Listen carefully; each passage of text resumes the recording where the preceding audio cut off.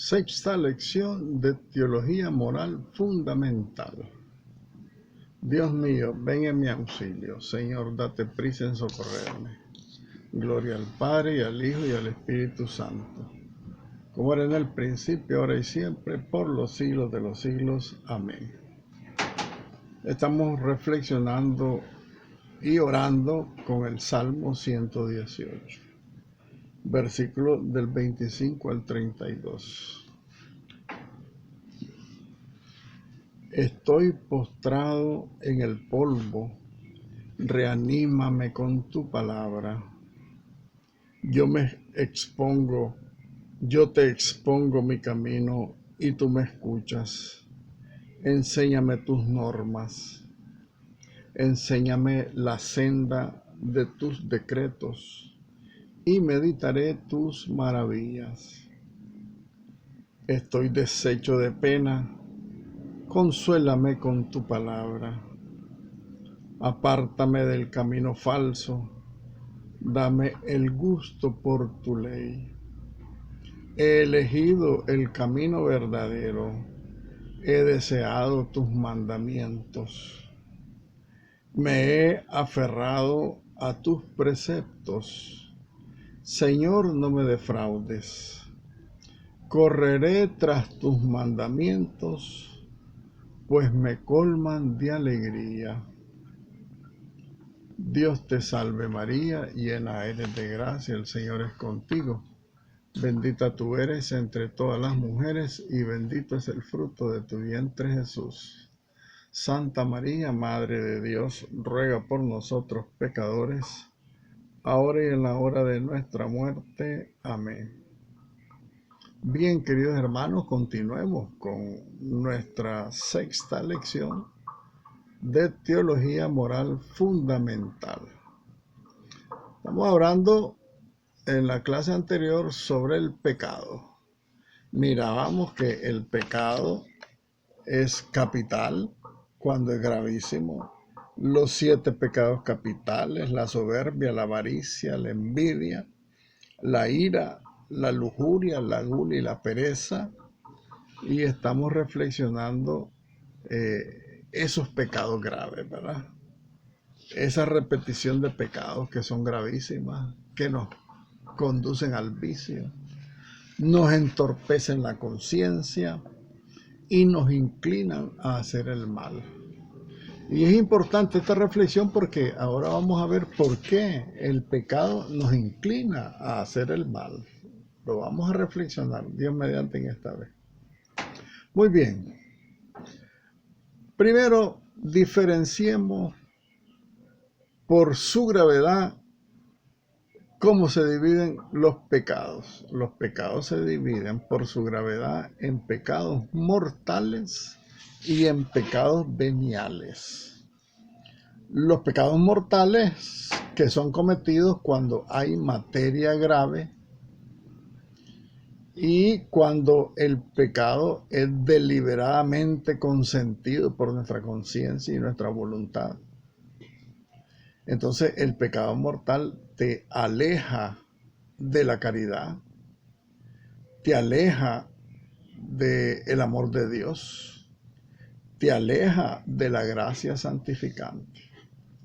Esto quiere decir que si bien nosotros recibimos la gracia santificante del Espíritu Santo en todos los sacramentos, cuando cometemos pecado mortal, perdemos la gracia santificante y alejan al hombre de la caridad.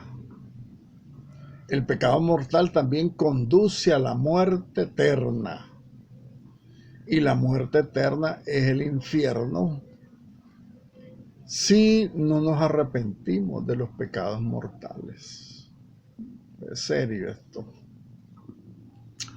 Por su parte, los pecados veniales, que son cometidos sin pleno consentimiento, por supuesto, por eso son veniales, y también se cometen sin plena conciencia, o también cuando se refieren los pecados a materia leve.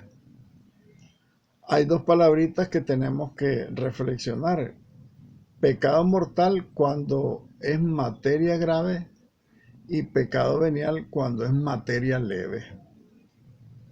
Yo me robo $1.000.000, es materia grave ese robo. Es un robo enorme, $1.000.000. Pero si yo me robo $1, es materia leve. Entonces, robarse $1 es un pecado venial.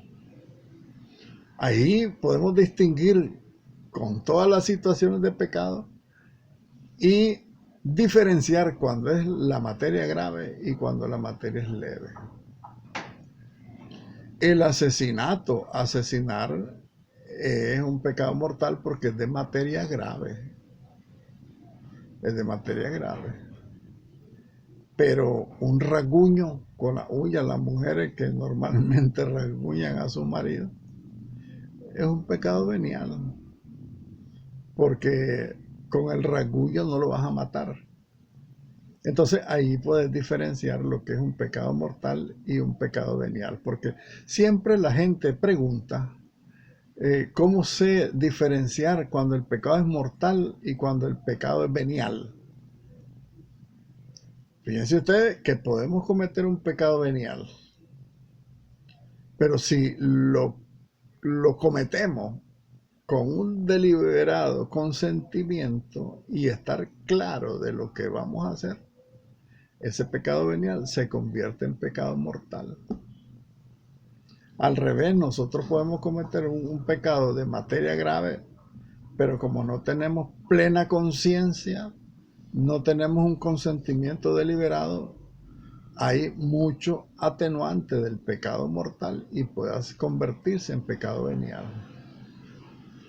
Eso depende de la persona, ¿verdad? Depende de cómo actuamos en conciencia, en libertad. Una persona que mata y no está en plena libertad de sus 5 sentidos, ese pecado, esa persona no carga toda la culpa de un crimen.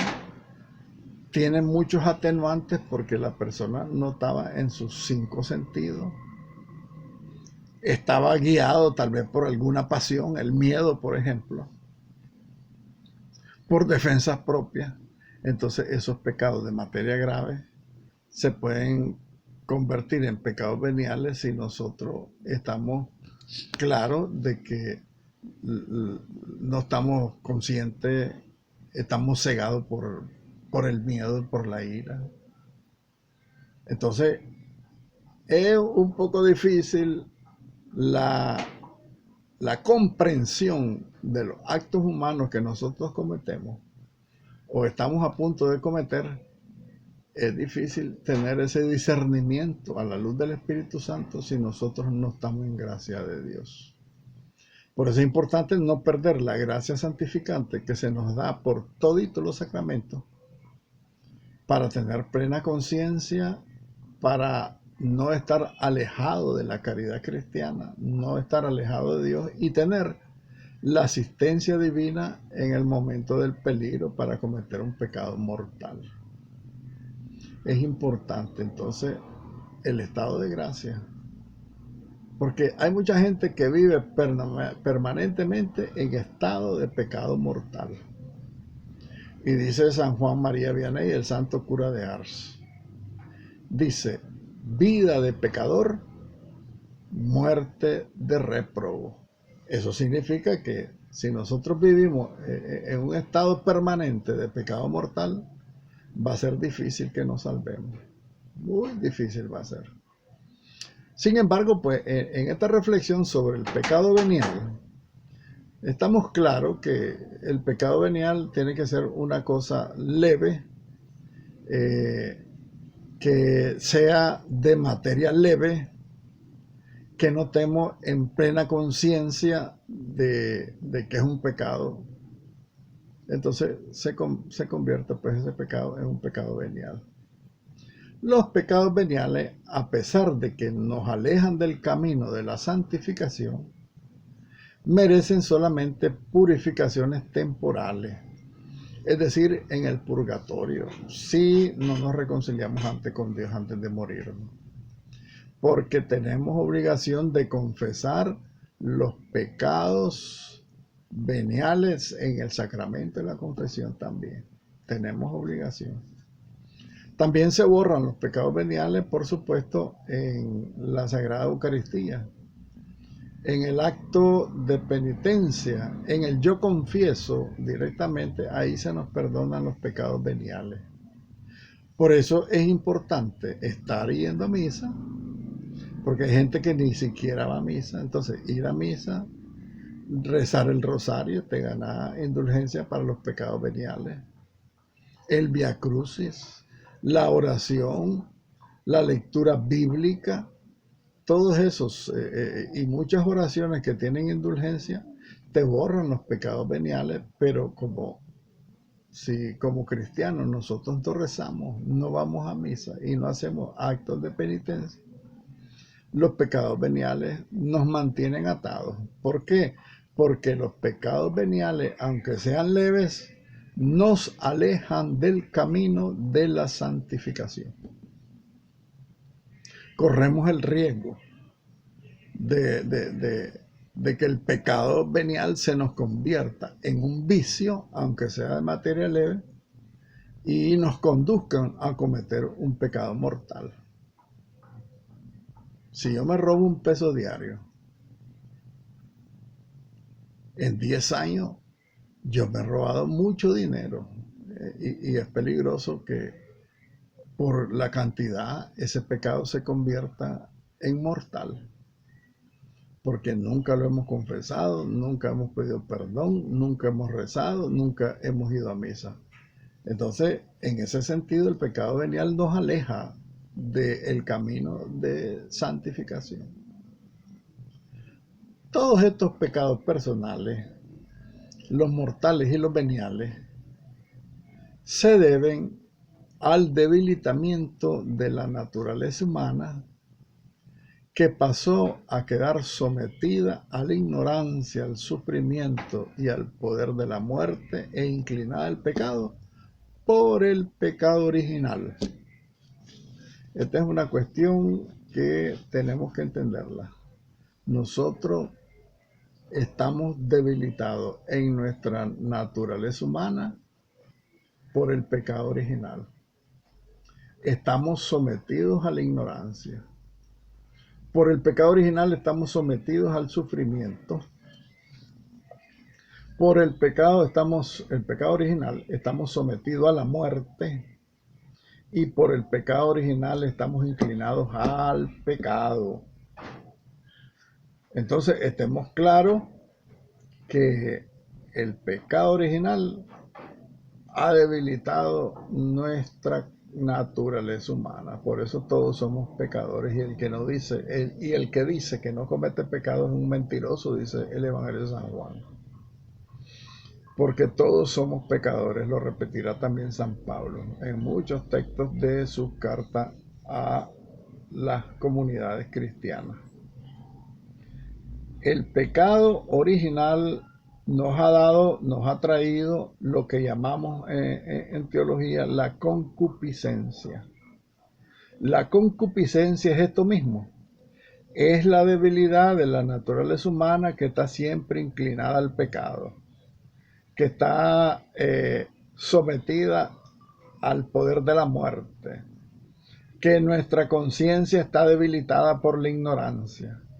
Y por el pecado original nosotros estamos sometidos también al sufrimiento. El pecado original, transmitido a todos los hombres sin culpa propia, pero ¿por qué a mí? Dice uno, si yo no cometí ese pecado de Adán y Eva. Porque lo cargamos debido a la unidad de origen que tiene la naturaleza humana.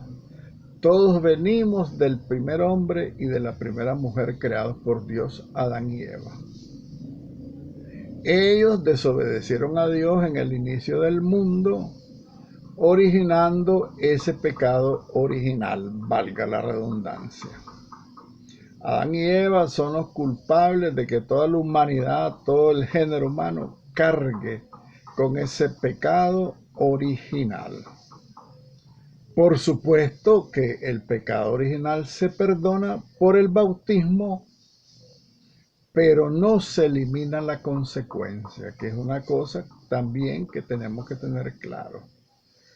El que se bautiza ya se le borra ese pecado original de desobediencia a Dios. Ya somos fortalecidos con la gracia santificante y todos los dones para que toda esta consecuencia del pecado original sea quitada de nosotros. Tenemos una asistencia especial del Espíritu Santo para combatir el pecado, para combatir el sufrimiento, para no caer en el pecado, para no caer en la tentación. El pecado se borra, pero no se elimina la consecuencia. La consecuencia del pecado se llama concupiscencia.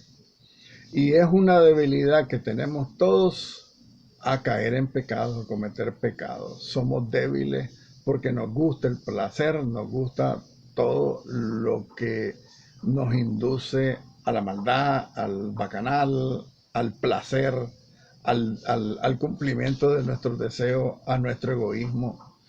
Toda la inclinación que tenemos al pecado y al mal es consecuencia del pecado original. Por supuesto, ya está borrado. Al que se le borra el pecado original, lo dice el mismo Jesucristo, se salvará. El que se bautiza se salvará, dice Jesucristo. El que no se bautiza no se salvará, lo dice Jesucristo en el Evangelio de San Juan, en el capítulo 3, versículo 15. Dice Jesucristo a Nicodemo, en ese texto de San Juan, capítulo 3, el que nace del agua y del Espíritu tiene la vida eterna. Hay que nacer de nuevo para ganarse la vida eterna, y nacer de nuevo es a través del bautismo. Porque el bautismo te borra el pecado original. Esa es la clave de esta carga que traemos todos los seres humanos cuando nacemos. Nacemos en pecado, dice el Salmo 51. En pecado me concibió mi madre.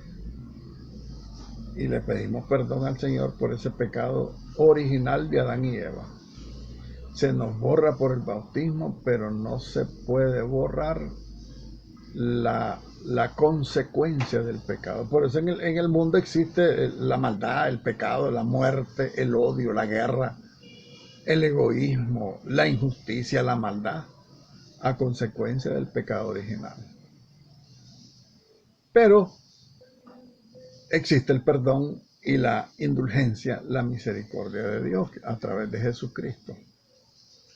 Y como el amor de Dios es infinito, y como Jesucristo ya se sacrificó en la cruz, todos nosotros, todos los hombres, católicos o no, todos podemos ser perdonados por Dios en cualquier momento, desde que uno se arrepiente de una manera libre y sincera. Si tú te arrepientes y te bautizas, el que se bautice se salvará. Dice Jesucristo en el Evangelio de San Mateo, capítulo 28 también, cuando le dice a los discípulos, vayan por todo el mundo y anuncien el Evangelio. Bauticen a todo el mundo y enséñenle todo lo que yo les he enseñado. Y el que no se bautice no se salvará.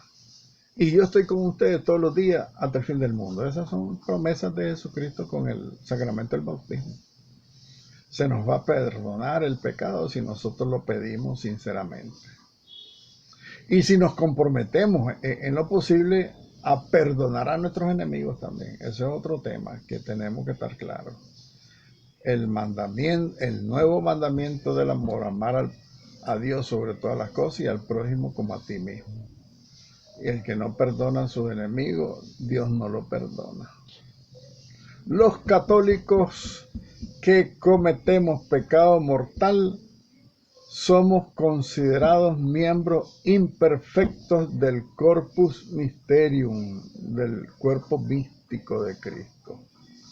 Todos somos la iglesia, pero somos miembros imperfectos. Por el pecado mortal de los católicos, el rostro de la iglesia está deformado, dijo en una presentación el Papa Benedicto XVI.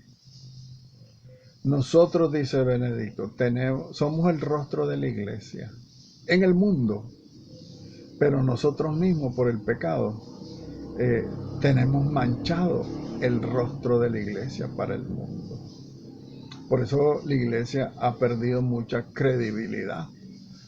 No por ella misma, porque la iglesia es santa, porque es fundada por Cristo y Cristo es su cabeza, sino por sus miembros, por todos nosotros que somos pecadores.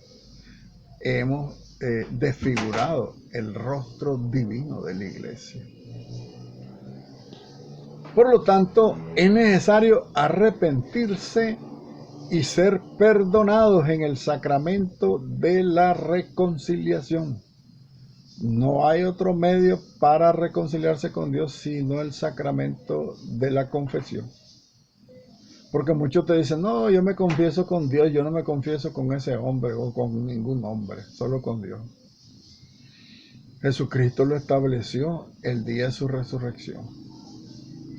Cuando los discípulos estaban escondidos en el cuarto de arriba, donde fue la última cena, estaban escondidos por miedo a los judíos.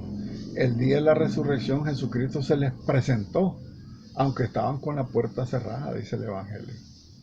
Y sopló sobre ellos y les dijo, reciban el Espíritu Santo. Y después les vuelve a decir, la paz a ustedes. Y volvió a soplar sobre ellos y les dice, reciban el Espíritu Santo. A quienes les perdonen los pecados les serán perdonados. Y a quienes no se los perdonen, no les quedarán perdonados. Eso es un mandato de Jesucristo. Asistir al sacramento de la reconciliación para recibir el perdón de Dios. Porque cuando yo me confieso directamente con Dios, no tengo certeza de que Dios me perdone. Sin embargo, a través de su ministro de la iglesia, el sacerdote, él me perdona. Entonces, lo que hace la iglesia, lo que ates aquí en la tierra, quedará atado en el cielo. Lo que desates aquí, quedará desatado en el cielo. Entonces, es un mandato de Jesucristo que todo lo que la iglesia nos perdone a través del sacerdote, el sacramento de la confesión, nos queda perdonado delante de Dios. Entonces, es importante la reconciliación. Tenemos que reconciliarnos, tenemos que entrar nuevamente a la comunión de los santos. ¿Por qué razón? Porque por el pecado nosotros herimos la santidad de la iglesia. Herimos a nuestros hermanos con nuestros pecados, porque nuestro pecado, aunque sea personal, nuestro pecado es social. Porque le hacemos daño al prójimo cuando nosotros cometemos pecado mortal. Entonces, con la reconciliación con la iglesia y con Dios, recuperamos esa comunión de los santos. Y ese perdón es tan necesario que debe de ser concedido por Dios directamente y de una manera sacramental y por medio de la iglesia. Dios no dijo, confesate conmigo que yo te voy a perdonar. Es por medio de la iglesia que dio el mandato. El camino común y corriente que tenemos los cristianos para reconciliarnos con Dios es a través de la iglesia y del sacramento de la reconciliación. Por la primera vez se nos borra el pecado a través del bautismo. El pecado original, y si la persona es adulta, también se le borran los pecados personales, si se bautiza adulto. Si nos bautizamos niños, se nos borran solamente el pecado original, porque no tenemos pecado personal. A la persona adulta que se bautiza se le borra el pecado original y el pecado personal. Entonces, por primera vez, por el sacramento del bautismo, se nos borran los pecados. Y después, ordinariamente, a través de la reconciliación. El camino ordinario de nuestra santificación, por lo tanto, es a través de la iglesia y de los sacramentos. Nosotros no nos podemos saltar esa orden de Jesucristo, que es a través de la iglesia que nosotros nos podemos reconciliar con Él. No hay tal de que yo me confieso con Dios no tenés seguridad que Dios te perdonó.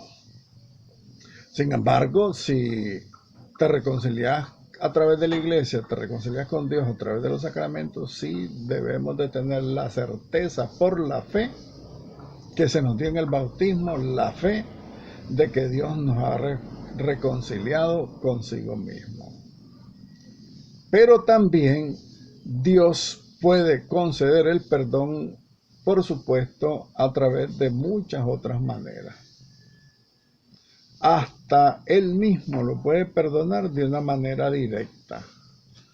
A todos aquellos que se arrepienten, a todos los que se arrepienten, Dios los puede perdonar. Incluidos los no católicos, si te arrepentís de verdad.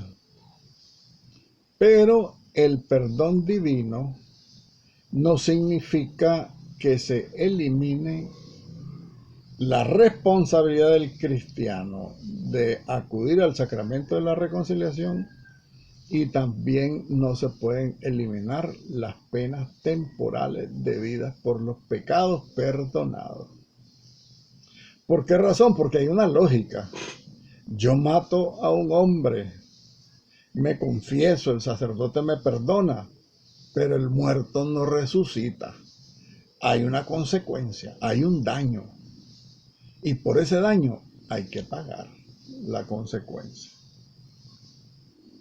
Eso es importante, por lo tanto, estar claro de que el perdón no te quita la responsabilidad de irte a confesar posteriormente, y no te elimina las penas temporales. ¿Por qué razón lo repito? Porque el Papa Francisco lo dijo en el año 2020, en aquella bendición Urbi et Orbi, cuando se estaba muriendo todo el mundo con el COVID. Él dice, ahorita no nos podemos confesar. Hagamos un acto de contrición, un acto de perfecto amor a Dios para que Dios nos perdone el pecado, con la promesa de irnos a confesar después, cuando hay oportunidad, para el perdón de nuestros pecados. Entonces, si nosotros nos morimos ya con esa confesión directa con Dios, pero en una situación especial, nosotros no nos condenamos, porque así lo dice la doctrina, que un acto de perfecto amor a Dios te borra el pecado. Pero volvemos a lo mismo.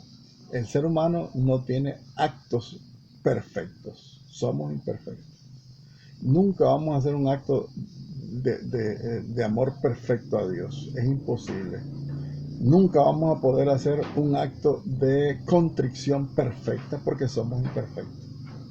Lo único que hacemos perfecto es el pecado, porque ofende a Dios, que es infinito. Entonces el pecado es una obra infinita del hombre, pero el resto es imperfecto. No puede ser perfecta el acto de contrición, el acto de perfecto amor a Dios. Por eso la iglesia nos dice, únanse a la pasión de Cristo a través de los sacramentos. Entonces ese acto humano de amor a Dios, que no es perfecto, se convierte en un acto de amor perfecto, porque estamos unidos al amor infinito de Jesucristo, que murió por nosotros, por un amor infinito a su Padre Dios y a nosotros también. Y esa es la razón por la que tenemos que acudir a los sacramentos, porque el único que hizo una obra perfecta para reconciliar al hombre con Dios fue Jesucristo. Entonces, si nosotros nos unimos a ese acto de perfecto amor de Cristo, nuestro acto de perfecto amor a Dios se hace perfecto también por el mismo Cristo. Por eso la Eucaristía es la acción por excelencia de la iglesia, porque a través de la Eucaristía glorificamos infinitamente a Dios, agradecemos a Dios, alabamos a Dios infinitamente, damos gracias a Dios infinitamente y hacemos un acto infinito de amor a Dios por la Eucaristía. ¿Por qué? Porque es Cristo el que se ofrece junto con nosotros, que somos su cuerpo místico. Entonces ahí está el misterio de acudir al sacramento de la reconciliación, porque es la forma de unirnos con Cristo para que Dios nos perdone nuestros pecados, pero con la salvedad, tengando claro, con la salvedad de que las penas temporales no quedan perdonadas porque hay un daño a la naturaleza humana. Con el pecado mortal hay un daño a la naturaleza humana. O sea, el daño causado como consecuencia de los pecados, cuya culpa ya está perdonada por el sacramento de la reconciliación, hay una pena que no se puede borrar. En ese caso, para eliminar esas penas temporales que debemos a Dios por los pecados ya perdonados, es necesario ganar la indulgencia y practicar las buenas obras durante la vida terrena. Y también podemos pagar esas penas temporales después de la muerte con una purificación del alma en el purgatorio, con la finalidad de entrar puros, santos y limpios en el cielo, porque nadie entra manchado en el cielo. Por supuesto que si nosotros llegamos al purgatorio, demos por lograda nuestra salvación, en primer lugar.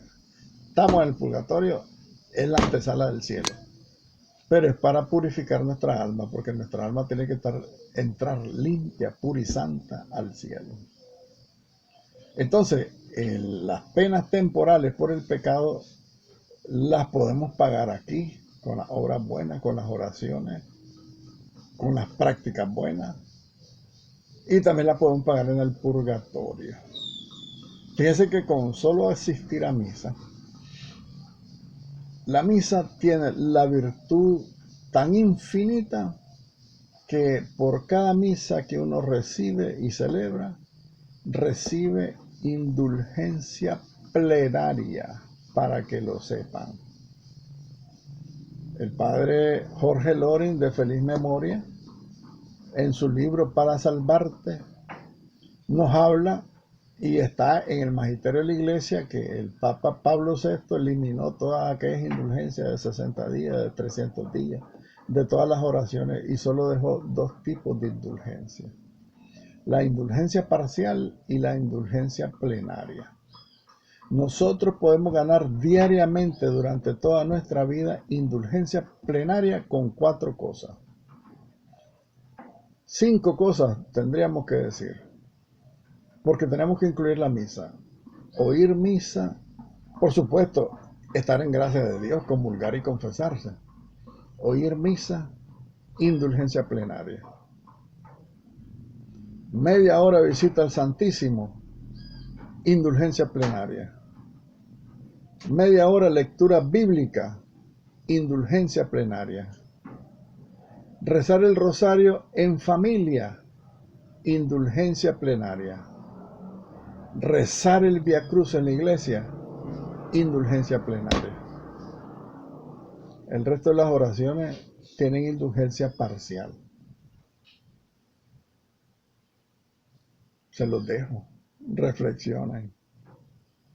Desaprovechamos los cristianos las indulgencias porque no la conocemos. No rechacemos la indulgencia que te ofrece la iglesia al rezar por el Papa, por todas sus intenciones, y por las almas del purgatorio. Podemos ofrecer diariamente también indulgencia plenaria. Diariamente, si estamos en gracia de Dios, si nos confesamos y comulgamos. Ave María Purísima, sin pecado concebida. Que el Señor me los bendiga y hasta la próxima.